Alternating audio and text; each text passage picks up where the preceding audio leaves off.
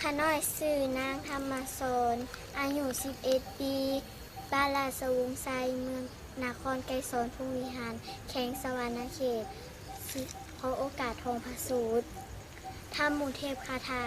โลกคือหมู่สัตว์อันสาราตอนไปอยู่ เป็นผู้บ่ยั่งยืนถาวรโลกบ่มีผู้ใดต่อต้านได้บ่มีผู้เป็นใหญ่โลกยังบุกพองอยู่ เป็นผู้ยังบ่อิ่มบ่เบื่อจำต้องจึงเป็นท่านแห่งตาหาตลอดไปสาธุ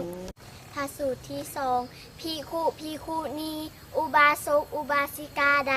ประพฤติธรรมสมควรแก่ธรรมปฏิบัติชอบยิ่งปฏิบัติตามธรรมอยู่ ผู้นั่นแลชื่อว่ายอมสักการะเคารพบูชาตถาคตด้วยการบูชาอันสูงสุดสาธุ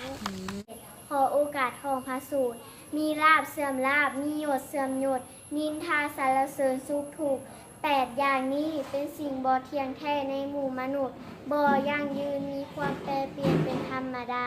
สาธุพระสูตรที่สองความบ่มีโลกเป็นลาภอย่างยิ่งความสันโดษเป็นทรัพย์อย่างยิ่งความคุ้นเคยการเป็นญาติอย่างยิ่งนิพพานเป็นสุขอย่างยิ่งสาธุกรรมทั้งหลายมีความยินดีหน่อยมีถูกหลายมีความขับแค้นหลายโทษกระเพาะกรรมนั่นมีเป็นอย่างยิ่ง